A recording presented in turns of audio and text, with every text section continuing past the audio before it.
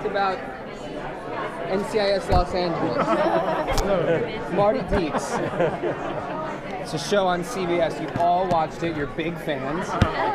We've moved to Sunday night at 8 o'clock. 8 o'clock? 8 o'clock. Don't worry about it. We'll figure it out later. How's your day going? Good. You seem well. Good. So far. How's your day going? I mean, I love Comic-Con. I think that this is one of the few times you get to interact with the people that have dedicated hours of their life to watching the show. And what's amazing about that is we don't really get to see it. I mean, social media obviously has bridged that gap, but we just did the London Comic-Con, and listening to people come up and talk about, like, here's my story, here's my journey, and this is the role that your show has played in my life. It's a surreal experience because, you know, it's like a job. We don't usually see any kind of the catalyst that becomes in people's relationships, and it's kind of remarkable, and I love it. So yeah, we're fans of the madness, the circus, just to have kind of those moments. Speaking of the fans, do you find that you have like a certain type of fan?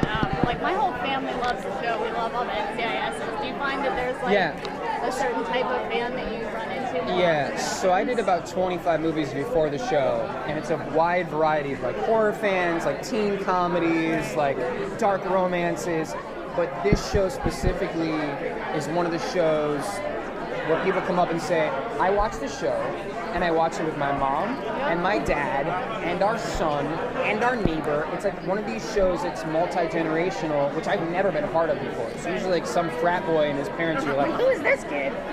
So now with this show, it's kind of remarkable that the fans are families. Like you watch it with your family, which is such a cool thing because there's such a shortage of entertainment that does that. It's such a specific genre now. There's so many networks, and it's very seldom that you get something that people enjoy that are 20 years apart in age. So I'll take it. Are you already started doing upcoming season? Yeah, we're day 7 in season 8, and my coworker is pregnant, like super pregnant.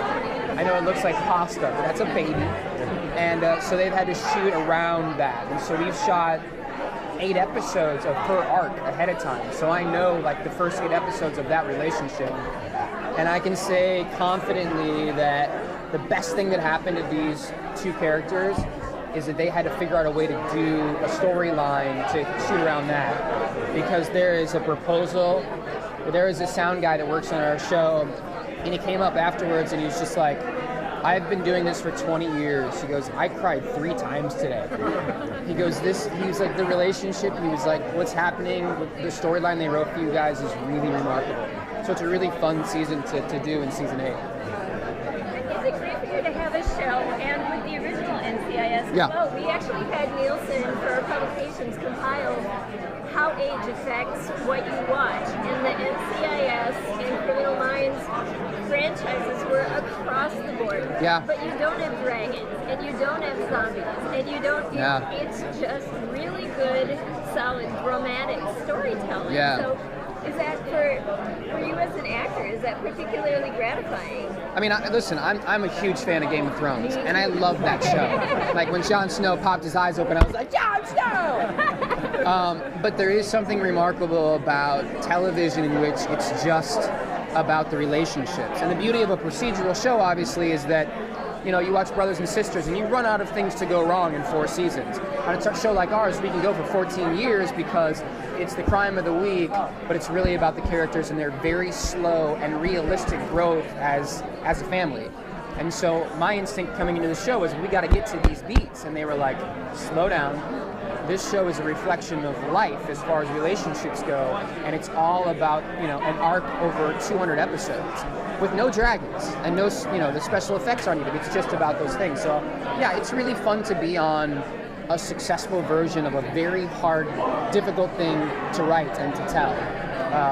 And that's a tribute to the writers, that's a tribute to LL Cool J and Chris O'Donnell and Linda Hunt and Daniela. Like, it's a hard thing to do, and it's fun to, because there is no fireworks. Fireworks is the characters. And it's appointment viewing for people for a demographic. It's appointment viewing for people who are going to come back week after week after week. Yeah, and you said it so well, and I didn't know Nielsen had those numbers, but it is one of those things that families come back week after week to watch. We actually had to ask them to compile it, but they dug in, and it was amazing. It's an amazing anomaly to have a show that's as popular and a series and a family as popular as it is to be so 4-quadrant demographic. So are there any mild spoilers you could give us since you know some of the story arc? There's a sniper somewhere in this room that's literally, if I say anything wrong, they'll take me out. They had someone come up from a press junket to drop something off, and they escorted this guy with like flags around him because he couldn't even see what we were filming. It's a really big it's a big storyline. What's the biggest difference from movies when you transition from movies to TV?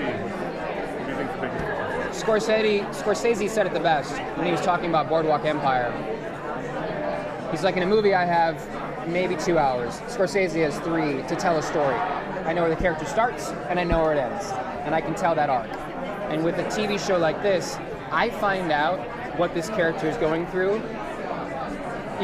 2 days before I get the script. And therefore, it's a lot like life, because I can't prepare an arc to play. I literally keep going, and then they give me something else, and I go, well, what the fuck am I going to do with this? Right. And you play that moment, then something else happens. So playing an arc in a TV show is a lot like us as humans reacting to the world. And that's a much more difficult thing to do, because a lot of times, just like life, we find something that's contrasting and conflicting to something we've done prior. And so you just have to find a way to evolve the character in a way that's realistic and real, that you don't lose track of who the character is, but also dealing with stuff you never thought this character would have to endure. That's the main difference. And the hours. Yeah. The hours, like you shoot a movie and you're done in 3 months. Ours is we start July 8th and we shoot 70 hours a week until end of May. But that's great because we have jobs. Yeah. But if you look at the beginning of the season, we all look like movie stars. And at the end of the season, like a wonky eye, like Chris is stumbling. LL doesn't age. Like you look at LL, he does not age. But the rest of us, by the end of the season, we're just the shadows of ourselves, speaking and gobbledygook. But yeah, that's one of the other differences. I'm going to steal him. All right. Thank you for having us. Thank you for the interview, guys. Thank you. Is this mine? I'm taking it.